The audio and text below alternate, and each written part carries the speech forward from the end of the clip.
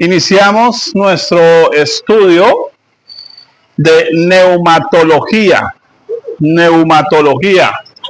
Se escribe con P. Voy a darles el índice. Vamos a hablar acerca de la persona del Espíritu Santo. Eso es neumatología, estudiar acerca de la persona del Espíritu Santo. Segundo tema va a ser Dios, el Espíritu Santo. Vamos a verlo como Dios. Tercero, el Espíritu Santo representado en la Biblia. Todos tenemos esas imágenes, ¿no? El fuego, la paloma, todo ese tipo de cosas. Vamos a ver esto. Cuarto, el Espíritu Santo en el Antiguo Testamento. ¿Cómo era su forma de actuar, de orar desde el Antiguo Testamento? El Espíritu Santo en la vida de Cristo. Sexto, el Espíritu Santo en la obra de la salvación. Es como Él nos trajo hacia Cristo. Séptimo, la plenitud del Espíritu Santo, es como vivir llenos del Espíritu Santo. Y octavo, el Espíritu Santo equipando al servidor. Bueno, tema número 1, la persona del Espíritu Santo.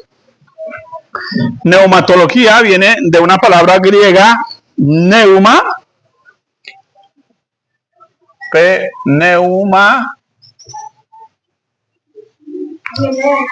una palabra griega, neuma, que significa espíritu, viento o aliento. Y es la rama de la teología que estudia a la persona del Espíritu Santo, mientras analiza su naturaleza, atributos y su rol en la fe cristiana. Voy a repetir esas últimas tres cosas: su naturaleza, sus atributos y su rol en la fe cristiana. Voy a hacer un énfasis en esto. ¿Por qué? Porque el Espíritu Santo es una persona, el Espíritu Santo es Dios. Esa es parte de su naturaleza, sus atributos. Pero también el Espíritu Santo fue dejado por la persona de Jesús o fue enviado por el Padre a nuestras vidas para que podamos nosotros cumplir nuestra vida cristiana como corresponde. Entonces, es muy importante. Ahora, a modo personal, mi propuesta durante todo este estudio que vamos a tener, 8 clases, es desmitificar de alguna manera algunas formas de pensamiento acerca del Espíritu Santo. Ustedes saben que no me voy por las ramas. Primero, el Espíritu Santo no es una doctrina, es una persona. Que a veces no vamos a hablar de la doctrina del Espíritu Santo, no, vamos a hablar de la persona del Espíritu Santo. El Espíritu Santo no es un poder. El Espíritu Santo es el Todopoderoso. Es importante. El Espíritu Santo no es la tercera persona de la Trinidad. Es Dios igual que el Padre e igual que el Hijo Jesucristo. Y el Espíritu Santo no es una paloma. Es representado como una paloma, pero no es una paloma. Entonces, por eso esta primera clase abarca lo que es la persona. Vamos a ver al Espíritu Santo como persona. Considero de suma importancia esto porque despojar al Espíritu Santo de personalidad está logrando que muchos creyentes acaben viviendo de forma mística, fuera de una relación coherente con Él. Es decir, que la gente dice, uy, el Espíritu Santo está acá porque siento un calor. Y van a la casa y se calientan es con el marido, con la mujer. Entonces, el lío es que mucha gente cree que el Espíritu Santo está o se movió, ¿cierto? Porque sintieron cosas. Y entonces no lo están viendo como una persona que todo el tiempo está en ellas y que todo el tiempo quiere actuar a través de ellas. Entonces, si no lo vemos como una persona, sino como una cosa, como una fuerza, como un poder, como una paloma, como un fuego, como un viento, y no como una persona, no vamos a poder vivir con esa persona y convivir con esa persona. En este sentido, pensaría que cuando el creyente no ve al Espíritu Santo como una persona, pierde su relación coherente con el Espíritu Santo. Por eso la gente va a iglesias grandes a buscar el Espíritu Santo como si el Espíritu Santo estuviera ya metido y no dentro suyo. Eso es un error en el cristianismo. La iglesia ha perdido una relación natural con el Espíritu Santo. Creo que les he explicado a ustedes que a veces he tenido gente que cuando le decimos, bueno, vamos a orar, empiezan a temblar. Y uno dice, bueno, pregunta, ¿por qué tiemblan? No el Espíritu Santo, pero el Espíritu Santo la está haciendo temblar o usted está temblando porque quiere. Para llamar la atención. Porque, perdóneme, usted no necesita temblar para orar. Usted necesita temblar ante la presencia de Dios, pero no es ese tipo de temblor del cuerpo. Es ese tipo de ¿qué? Temor y temblor, como dice el apóstol Pablo. Es decir, que temamos ante su presencia. Que entendamos que Él es Dios. Que no podemos escondernos, que no podemos jugar con Él. Por eso es importante verlo a Él como una persona y no como una sensación. Y de alguna manera también no ver al Espíritu Santo como una persona hace que perdamos una relación espontánea. ¿Qué es espontánea? Espontánea es que yo puedo estar acá y si el Señor me dijera vaya, abrace a la hermana, ¿yo qué debiera hacer? Ir a abrazarla. Y de pronto ella estaba pidiendo un abrazo. Y entonces mi abrazo para ella no fue el abrazo de Simón para ella, fue la respuesta de Dios para ella.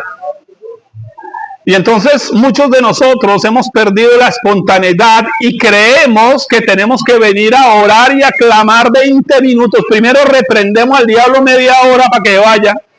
Y después ahí sí venga Dios, que ahora sí puede entrar porque el diablo ya fue, ya lo echamos. Y entonces ahora sí muévete. No, la Biblia dice, ora a tu Padre que está en secreto. El Espíritu de Dios está en su vida todo el tiempo. ¿Dónde? ¿Afuera? No, dentro suyo. Entonces el asunto no es, Señor, Espíritu Santo, ven. Es Espíritu Santo, fluye a través de mí. Por eso la Escritura dice, alzad puertas vuestras cabezas y alzaos puertas eternas, y entrará el Rey de Gloria. Por Adán Isaías dice, ciertamente eres Jehová que te encubres. Dios habitando a través de su iglesia, de su pueblo. ¿A través de quién? De la persona del Espíritu Santo. Por eso necesitamos ver al Espíritu Santo como una persona. Así que voy a insistir durante todo el curso por esto. ¿Cuál es el inicio del problema de por qué se dejó de ver al Espíritu Santo como una persona? Fue durante la época de la Reforma. Ustedes ya han estudiado todo eso. Creo que conmigo estudiaron algo de bibliología. Los monarquianos, arrianos y los socianos, todo eso van a tener en el material para que no se enreden con esos nombres. Durante la época de la Reforma despojaron doctrinalmente de personalidad al Espíritu Santo, llamándolo energía desplegada por Dios. Ahí es cuando empieza todo esto. La iglesia primitiva no tenía este problema. A la iglesia primitiva no había que darle curso de neumatología. Ellos vivían la vida del Espíritu. Nosotros no, nos han metido tanta cosa encima. No sé si hace unos años mi pastor había una canción que decía quita la piedra y deja el agua correr. Mira que las almas se van a perder. Creo que el verdadero problema del cristianismo es que ha pasado aquello de los pozos de Abraham, de Isaac, de Jacob, que sus enemigos los habían tapado, cegado, pero el agua seguía ahí. Muchos creyentes tienen el Espíritu de Dios en su vida, pero el enemigo solamente les ha puesto capas y capas y capas. La tarea durante este curso es quitar esas capas y que usted tenga una experiencia de vida en el Espíritu, no con el Espíritu Santo, en el Espíritu Santo. Luego llegan los unitarios, los teólogos liberales y la mayoría de los teólogos neoortodoxos y vienen y promueven esa herejía de que el Espíritu Santo es una energía. Y entonces mucha gente se acostumbró a las experiencias sensacionales. Recuerdan que mi primer libro se llama así, El espíritu de imitación y sensacionalismo. La Biblia dice los sensuales que no tienen el espíritu, es decir, ellos creen que tienen el espíritu porque gritan, porque sudan, porque chorrean aceite por las manos, pero ¿y su vida? Porque el Espíritu Santo es santo. Su función es santificar. Entonces, no necesitamos creyentes emocionados, necesitamos creyentes santos. Es lo que el mundo necesita ver. Y creyentes que santifiquen el nombre de Dios, que hagan la voluntad de Dios, que manifiesten la verdad, la gracia, el amor y el poder y la presencia de Dios en sus vidas. Y solo lo pueden hacer por el Espíritu Santo. Pero si ven mal a la persona del Espíritu Santo como persona, van a tener un lío. Algunas consecuencias más de despersonalizar doctrinalmente al Espíritu Santo. Las vamos a ver en la Biblia. Miremos, por ejemplo, a Ananías y Zafira. Ustedes ya conocen Biblia, ya hemos andado bastante. Dice Hechos 5:3. Y dijo Pedro, Ananías, ¿por qué llenó Satanás tu corazón para que mintieses al Espíritu Santo? Note que Pedro afirma que el Espíritu Santo se le puede mentir. Aquí ya estamos viendo un atributo de personalidad. Solo a una persona se le puede mentir, a una energía no, a una fuerza no, a una persona sí. Ahora, no solo estamos viendo el atributo, estamos viendo el problema de Ananías y Zafira, que creen que el Espíritu Santo está pintado en la pared. ¿Y cómo salieron de esa cena? ¿Ustedes lo recuerdan? Con los pies para adelante, decían las abuelas. La segunda persona que encuentro que tuvo un mal entendimiento del Espíritu Santo como persona fue Simón el Mago. Recuerden que Simón el Mago era el compañero de evangelismo de Felipe. Hechos 8, 18 al 23. Cuando vio Simón que por la imposición de las manos de los apóstoles se daba el Espíritu Santo, les ofreció dinero, diciendo, dadme también a mí ese poder, para que cualquiera a quien yo impusiere las manos reciba el Espíritu Santo. Entonces Pedro le dijo, tu dinero perezca contigo porque has pensado que el don de Dios se obtiene con dinero. Oiga, y entonces ¿por qué las iglesias grandes ven y paga para recibir la unción y pacta y siembra para recibir el Espíritu Santo?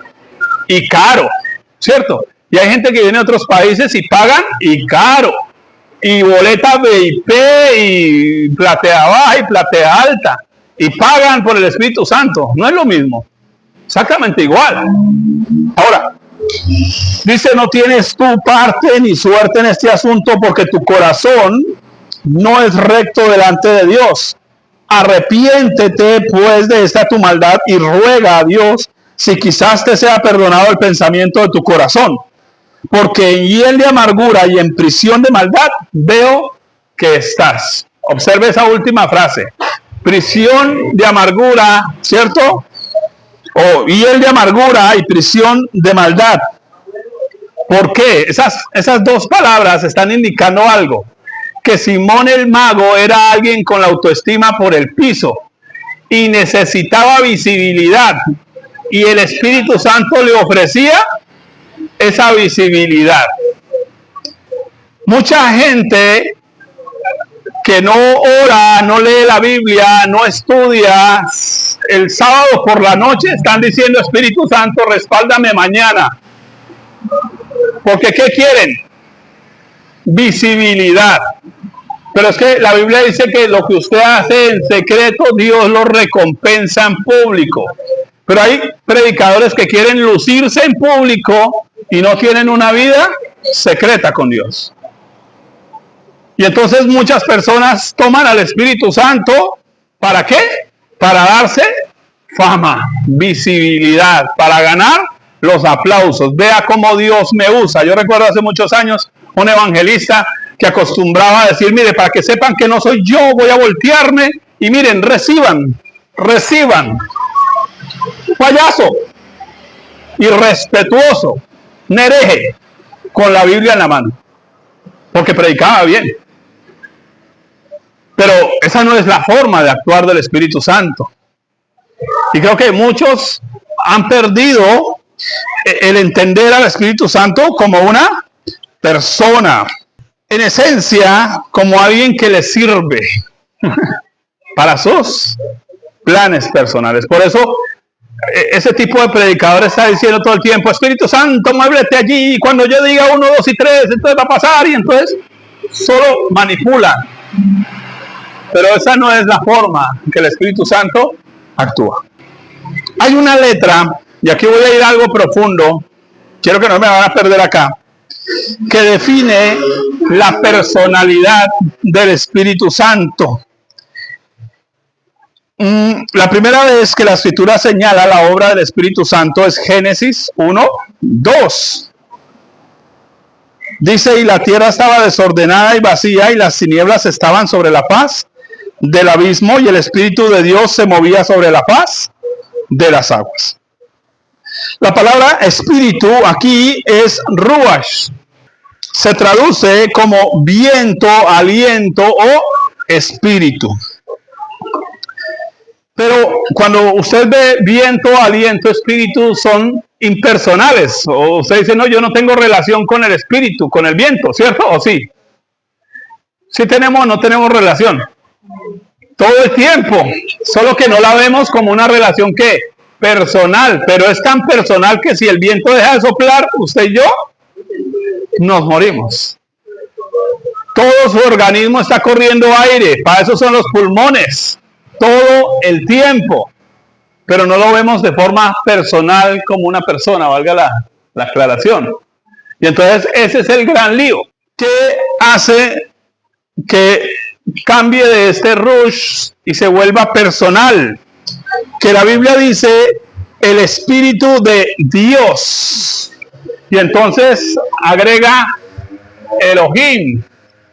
Ustedes ya han estudiado seguramente muchas palabras de estas. Saben ustedes que el Elohim es un plural, ¿no? No un singular, no es un Dios, sino un Dios, ¿sí? Representando la Trinidad. Así que el Espíritu Santo es aliento, pero es el aliento de Dios, el aliento de Papá para nosotros. Esto de una vez nos indica algo, que el Espíritu Santo es creador. Él es creador.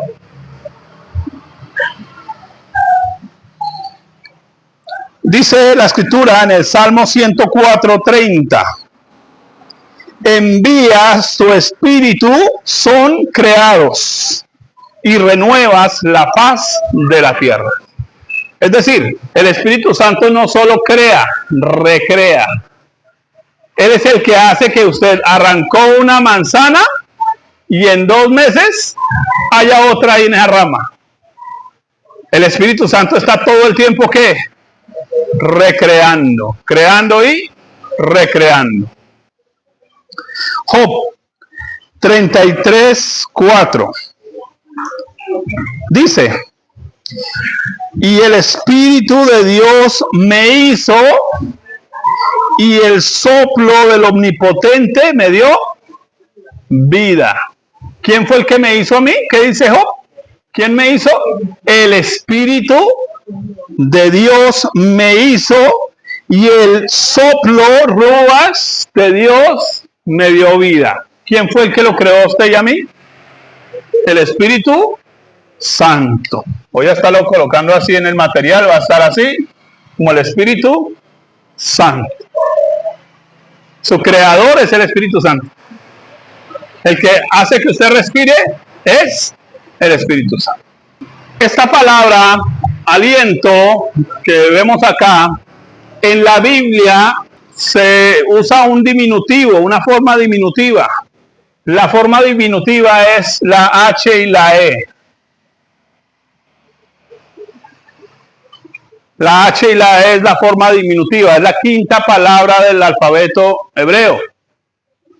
Ya les digo por qué estoy metiéndome allá. Esta palabra entonces simboliza ¿qué? Aliento. Pero también simboliza gracia, simboliza la revelación y la luz divina.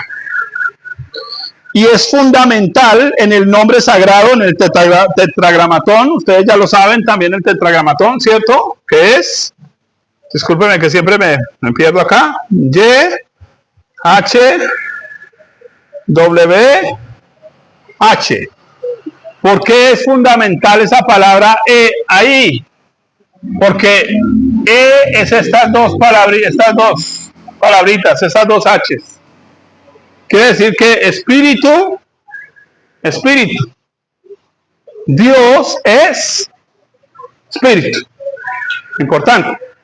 Al decir que no solo es aliento, sino también gracia, revelación, iluminación, nos está diciendo algo. Que la obra del Espíritu Santo es ¿qué? Iluminarnos, hacernos ¿qué? Entender. Su obra siempre es entender ¿qué? Que existe Dios, entender quién es Dios, entender cómo es Dios. ¿Notan lo importante de ver al Espíritu Santo como persona? Porque cuando usted ve al Espíritu Santo como persona, usted conoce a Dios. Usted sin el Espíritu Santo no conoce a Dios. Puede tener teología y no conocer a Dios. Pero solo el Espíritu Santo lo lleva a un conocimiento experiencial. Observemos, por ejemplo, la parte de la comprensión espiritual. Juan 3:5.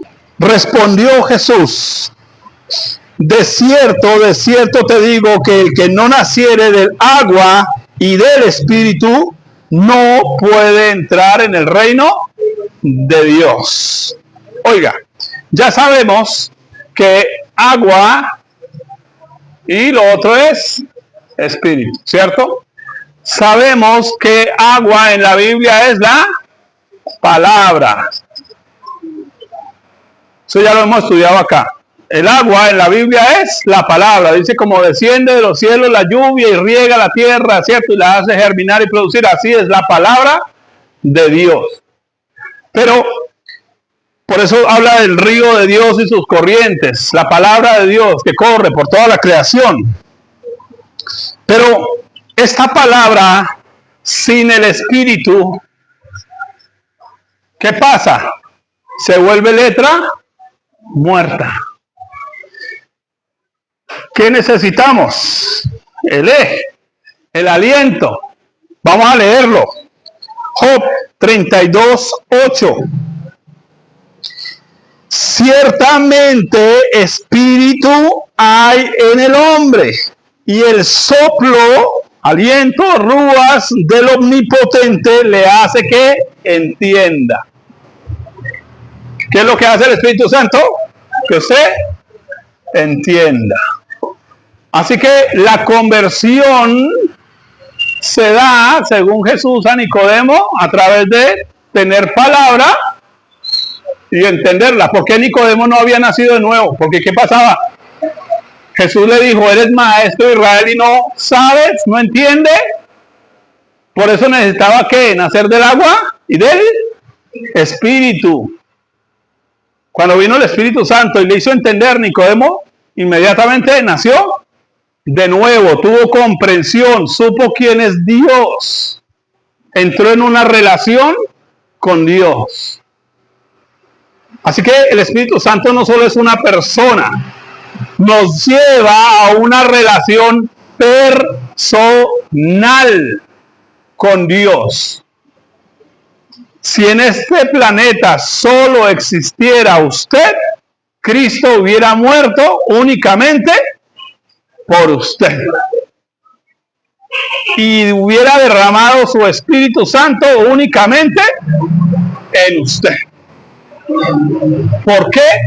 Porque Dios busca una relación personal con el hombre, no prestada. Por eso les digo yo, ¿qué hacen pidiéndole oración al pastor para sanidad? Oren ustedes por sanidad. Claro, cuando el pastor Dios lo inquieta, que venga, oremos. Genial. Pero lo ideal es que toda la iglesia depende de Dios, porque toda la iglesia está unida, conectada, vinculada con Dios de forma personal. Estoy hablando cosas tal vez un poco más profundas de lo que siempre les he hablado, pero es que quiero llevarlo a este punto. Hablemos con respecto a la pertenencia, porque una cosa es respecto a la comprensión, pero hablemos de la obra del Espíritu Santo respecto a la pertenencia al cuerpo del Señor. ¿Por qué? Aquí está usted enjaulado en el mundo, pero el Señor quiere sacarle, salvarle, ¿cierto? Esa es la condición sin Dios, esa es la condición con Dios. Para poder hacer esto, ¿quién tuvo que venir? La persona de Cristo, para salvarle a usted, rescatarle, redimirlo, comprarlo.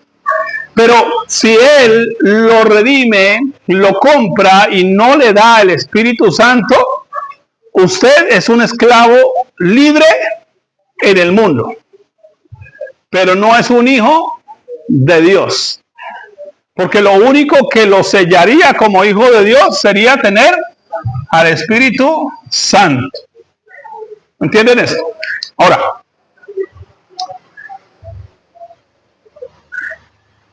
Juan 3:6, la misma conversación de Jesús con Nicodemo, dice lo siguiente: lo que es nacido de la carne, carne es, y lo que es nacido del Espíritu es. Quiero llevarlo a un ejemplo. Ustedes conocen el famoso Abraham, ¿cierto? Abraham. Resulta que el nombre Abraham, sin H, Abraham, porque recuerden que luego se le cambió el nombre, ¿cierto? Abraham, sin H, significa Padre enaltecido. También se traduce como Padre altísimo. ¿Qué significa Padre altísimo? Quiero tratar de ejemplificarlo. Digamos que este es Abraham, pero al decir Padre altísimo es que no hay nadie más por encima de él. Es decir, que él se convirtió en un techo, en un Dios, porque su papá, que Taré, era un idólatra. De eso estoy escribiendo en mi próximo libro, de la idolatría de la familia. Entonces, Abraham era su propio techo. De ahí para arriba no podía ni él crecer, ni ayudar a otros a crecer. Este es un pastor sin el Espíritu Santo. Entonces no puede dar a luz nada. ¿Qué sucede? Dios viene y le dice que le va a cambiar el nombre, a engrandecer su nombre, y ahora se va a llamar Abraham. Dice Génesis 17:5: y no se llamará más tu nombre Abraham, sino que será tu nombre Abraham, porque te he puesto por padre de muchedumbre de gentes. ¿Qué es lo que significa? Que Dios le quitó el techo y ahora el techo de Abraham es Dios. ¿Y qué tan alto está Dios? Entonces, ¿qué tanto puede crecer Abraham? ¿Qué tanto va a poder hacer crecer a otros? Ok, listo. ¿Dónde está la clave aquí? Porque ¿será que agregar o quitar una letra a una palabra le cambia la razón de ser? O sea, usted vive una injusticia y le quita la E y ahora eso sí es justo. Sí, como dijo nuestro... Sí, querido presidente honorable de este país. Sí, le quita ilícito y le quita la I. Observen, Dios sí puede hacer eso. ¿Cómo? Se lo voy a explicar. El nombre Abraham se compone de las siguientes palabras: A, B, Recuerden que esto se escribe con B, en el hebreo se escribe con este tipo de B. En el latín se escribe con B, ¿no? Esto es V, en el latín se escribe con B. Siempre que encuentres la palabra AB en alguna palabra, significa padre. Absalón, Abdías, padre. Padre. Luego el Señor le da la siguiente, es Ram. ¿Qué es Ram? Alto o exaltado, lo que ya hablamos, enaltecido. Este es Ram, sin la H. ¿Qué le agrega a Dios?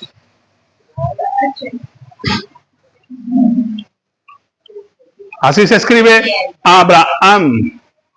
Quiere decir que cuando Dios viene y le agrega, le dice, ahora te vas a llamar Ji, le está dando no solo su nombre, su espíritu, su aliento. Le está dando un aliento por encima del que ya tiene. Usted viene con el aliento que vino a través de Adán. Pero Dios a usted como creyente le da un nuevo aliento. Pero ese aliento ahora es del cielo. Ya no fue aquí en la tierra. Del cielo. El aliento del cielo. El Espíritu Santo. Y por eso ahora vive de forma ilimitada. Usted y yo como creyentes vivimos limitados. ¿Hasta cuándo? Hasta que nacemos de nuevo y recibimos el nombre de Dios. Yo los envío en mi nombre. Usted y yo, cuando tenemos el Espíritu Santo, tenemos el nombre de Dios. ¿Qué es el nombre de Dios? Aliento de Dios, la revelación de Dios, la iluminación de Dios, la gracia de Dios, la personalidad de Dios. ¿Habita dentro de quién? Diga, dentro de mí. Usted tiene el apellido de su papá. Entonces usted y yo debiéramos representar el apellido de nuestro papá. Por eso en el Antiguo Testamento decía, y se llamarán, y se apellidarán del nombre de Jehová. ¿Cuándo le puso Dios el nombre de Jehová? ¿Recuerdan? Es el diminutivo del tetragamatón.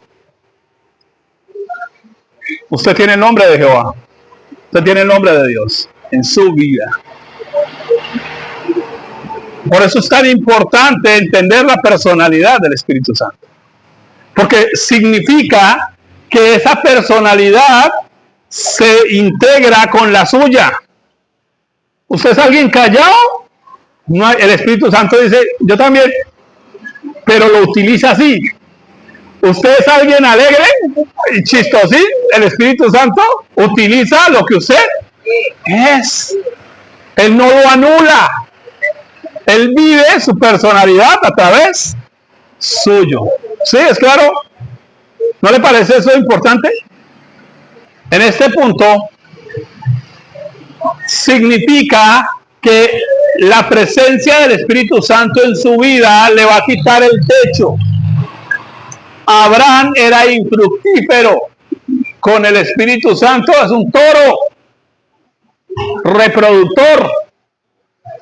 Haré naciones de ti, padre de multitudes. ¿Quién es el que agrega las multitudes? El Espíritu Santo. Eso indica que usted y yo llevamos la imagen sustancial de Cristo. ¿Por qué? Porque Cristo es la imagen ¿de quién? Visible del Dios invisible. Así que la obra del Espíritu Santo es hacer en usted visible a Cristo Jesús. La obra del Espíritu Santo nos hace temblar a la gente en un culto, que sientan el aceite y el viento. Sí, puede que pase. ¿De qué nos sirve a nosotros esta información en la vida práctica? Si usted ve al Espíritu Santo como un ente, como un poder, una energía más, jamás va a experimentar una verdadera comunión con Dios.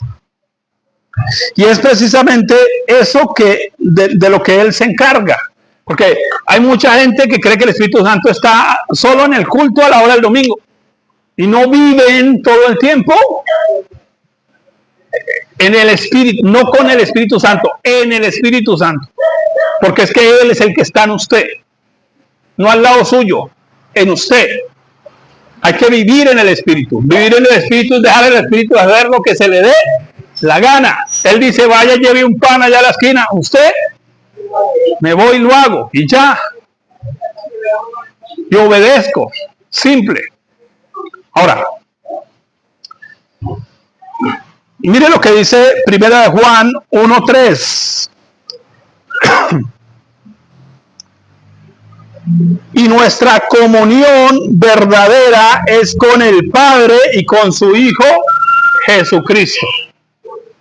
A ver, se los voy a explicar. Lástima que ese tablero no nos borró.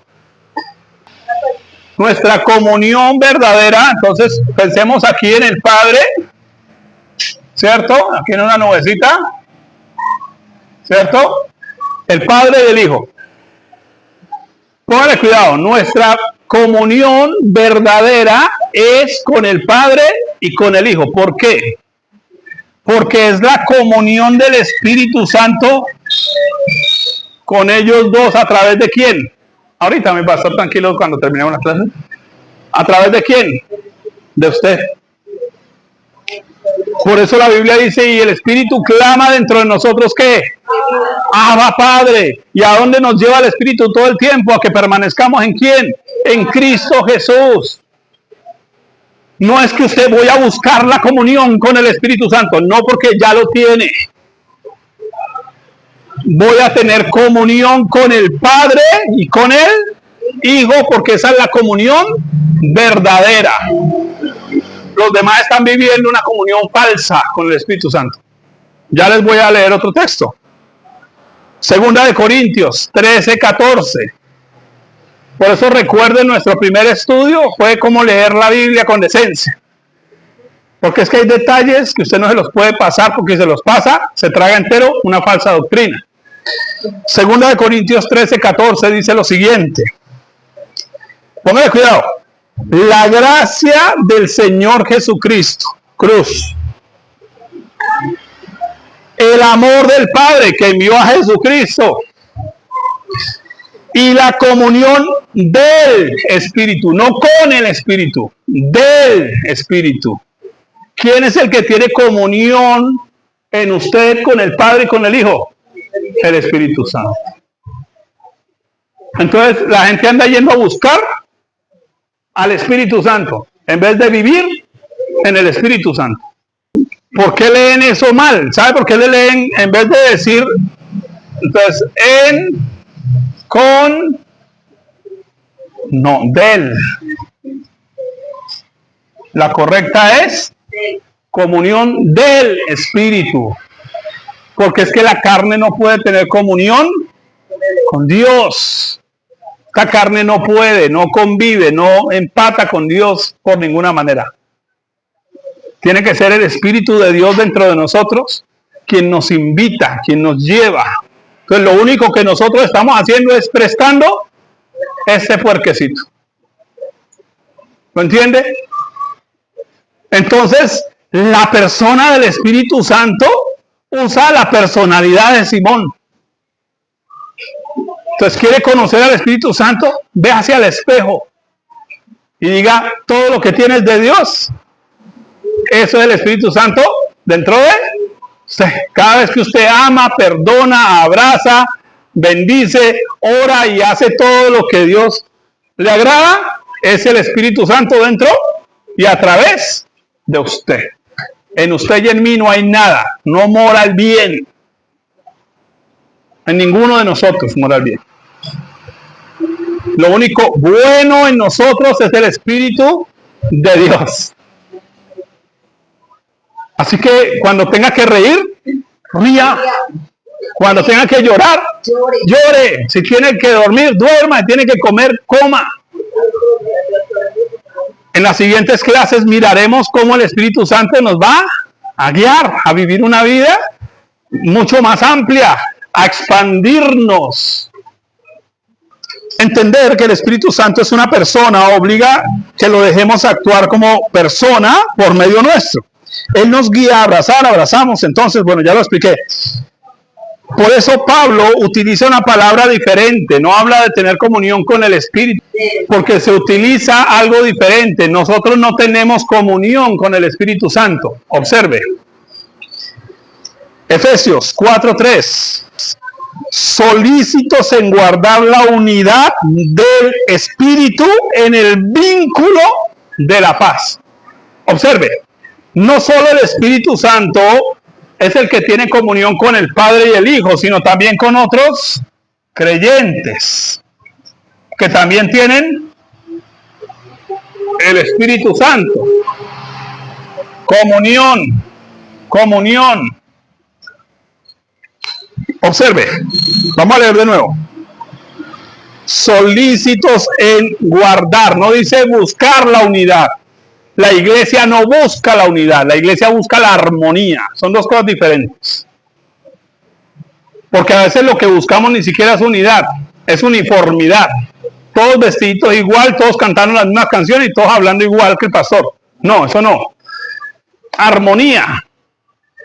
Pero aquí nos dice que lo que tenemos que hacer es guardar la unidad. ¿Por qué la guardamos? Porque ya la tenemos. Lo que hay que hacer es ¿qué? Protegerla. Pero ¿cómo la protegemos?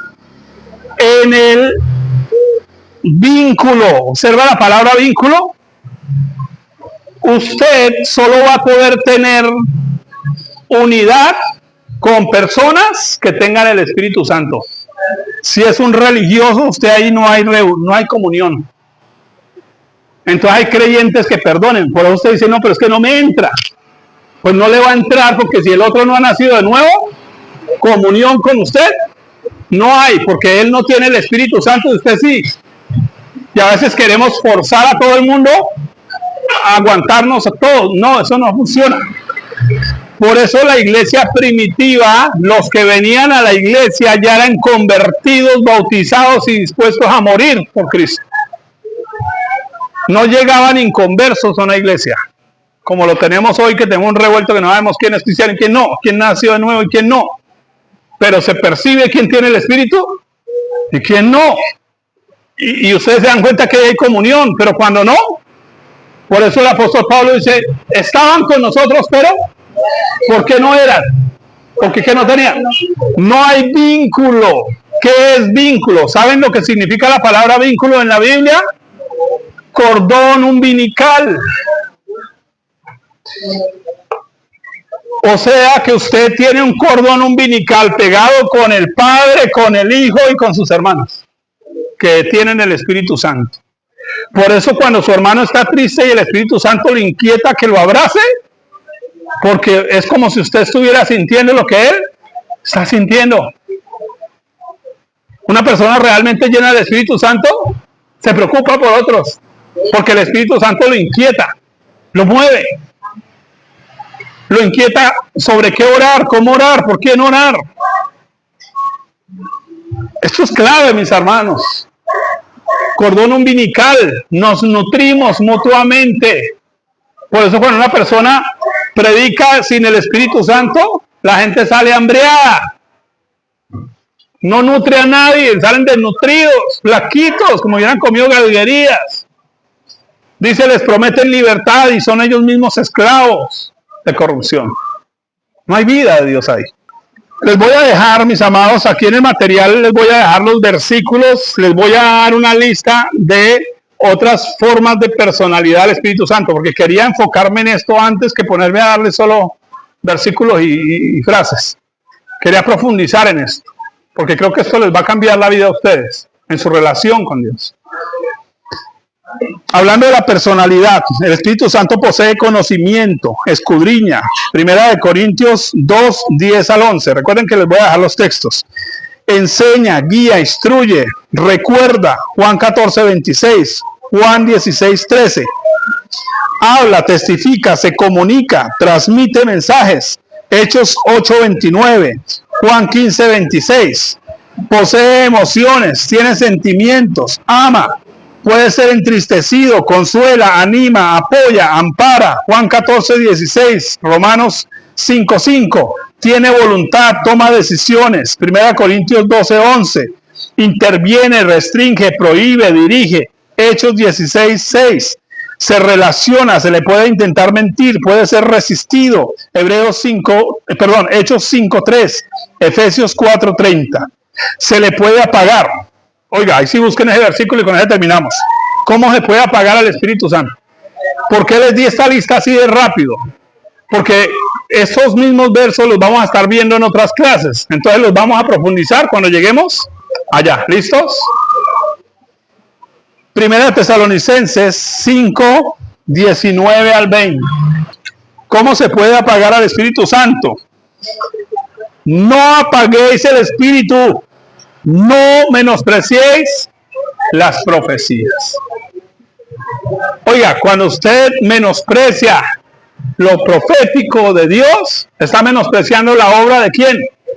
Porque el Espíritu Santo es lo profético de Dios en nuestra vida. Recuerden lo que leímos en Apocalipsis. El Espíritu de Jesucristo es el Espíritu de la profecía.